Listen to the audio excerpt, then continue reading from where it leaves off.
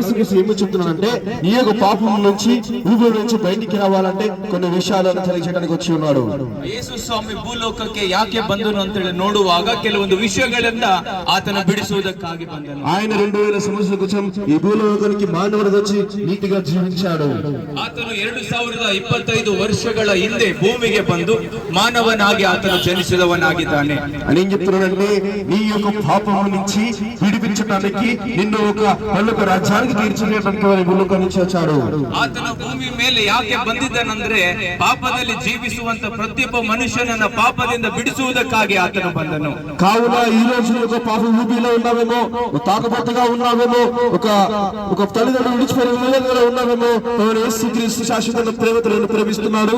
అదే విధంగా యేసుక్రీస్తుని పాపం నుంచి విడిపించడానికి ఆయన భూలోకానికి వచ్చున్నాడు. ಇವತ್ತು ನಮ್ಮ ಶಬ್ದವನ್ನು ಕೇಳುತ್ತಿರುವವರು ಯಾರೇ ಆಗಲಿ, ನೀವು ಕುಡಿಕತನದಲ್ಲಿ ಆಗಲಿ ಪಾಪದಲ್ಲಿ ಆಗಲಿ ಲೋಕದ ವ್ಯಾಮೋಹಗಳಿಗೆ ಒಳಗಾದವರು ಯಾರಾದ್ರೂ ಆಗಿದೆಯಾದ್ರೆ ಯೇಸು ನಿನ್ನನ್ನು ಪ್ರೀತಿಸುತ್ತಾನೆ. ಪ್ರೀತಿಸುವುದು ಮಾತ್ರವಲ್ಲದೆ ಆತನು ನಿನ್ನನ್ನು ಬಿಡಿಸುವುದಕ್ಕೆ ಇವತ್ತಿಗೂ ಶಕ್ತಿಯುಳ್ಳವನಾಗಿದ್ದಾನೆ.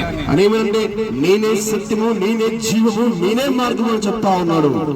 ವಾಕ್ಯದಲ್ಲಿ ಈ ರೀತಿಯಾಗಿ ನೋಡುತ್ತೇವೆ, ಯೇಸು ಸ್ವಾಮಿ ನಾನೇ ಸತ್ಯವು, ನಾನೇ ಮಾರ್ಗವು, ನಾನೇ ಜೀವವು ಆಗಿದ್ದೇನೆ ಎಂದು ಹೇಳಿದ್ದಾರೆ.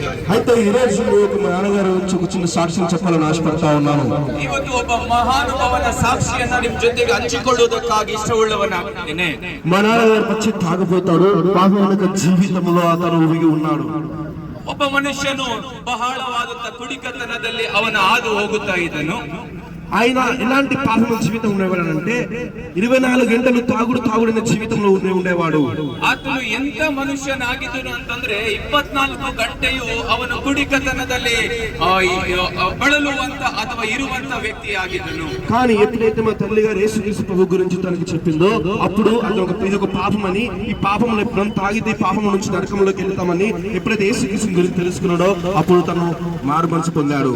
ಯಾವಾಗ ಅವರ ತಾಯಿಯವರು ಆತನಿಗೆ ಯೇಸು ಕ್ರಿಸ್ತನ ಶುಭವರ್ತಮಾನವನ್ನ ತಿಳಿಸಿದ್ರು, ಆವಾಗ ಆ ಮನುಷ್ಯನು ಅದರಿಂದ ಹೊರಗಡೆ ಬಂದನು. కావున ఒకవేళ ఈ యొక్క తాగుడు జీవితంలో ఉన్నావేమో, పాపం జీవితంలో ఉన్నావేమో, దయచేసి యేసుక్రీస్తు చెప్తున్నాడు ఈ పాపం నుంచి విడిపించడానికి ఆయన మన కోసం వచ్చి ఉన్నాడు. ಈ ಶಬ್ದವನ್ನ ಕೇಳುತ್ತಿರುವವರು ಯಾರೇ ಆದ್ರೆ ಆಗಲಿ, ನೀವು ಪಾಪದಲ್ಲಿ ಕುಡಿಕತನದಲ್ಲಿ ಆಗಿದೆಯಾದ್ರೆ ಯೇಸು ಬಂದಿರುವುದು ನಿಮಗಾಗಿನೇ, ಆತನ ಬಿಡಿಸುವುದಕ್ಕೆ ಆತನು ಇಷ್ಟವುಳ್ಳವನಾಗಿದ್ದಾನೆ. కామదేవుడిలరా ఆయన నమ్మితే మాత్రం స్వర్గానికి వెళ్తాం, లేదంటే నరకానికి వెళ్తాం. ಆದ್ದರಿಂದ ಪ್ರಿಯರೇ, ಆತನ ನಂಬುವುದು ಮಾತ್ರನೇ ಸ್ವರ್ಗಕ್ಕೆ ಹೋಗುವುದು ಆಗುತ್ತದೆ, ಒಂದು ವೇಳೆ ಇಲ್ಲ ಅಂದ್ರೆ ಆಗುವುದಿಲ್ಲ. చాలా మంచి చక్కని అవకాశం వచ్చింది గనక, ఎందుకంటే ఈ క్షణం ఏమి అవుతుందో మనకు తెలియదు గనక, మరణం ఎప్పుడు వస్తుందో మనకు తెలియదు, కానీ ఇదే నమ్మితే స్వర్గానికి వెళ్తాము. ಒಂದು ಒಳ್ಳೆ ಶುಭವಾರ್ತೆ ಇವತ್ತು ನಿಮಗಾಗಿ.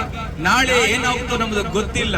ಇವತ್ತು ಯೇಸುವನ್ನ ಅಂಗೀಕರಿಸುವುದಾದ್ರೆ ಇವತ್ತೇ ಒಂದು ಶುಭ ವರ್ತಮಾನ, ಇದು ನಿನಗಾಗಿ ಮಾತ್ರನೇ. ఎందుకంటే భూకంపాలు వస్తా ఉన్నాయి, సునామీలు వస్తా ఉన్నాయి.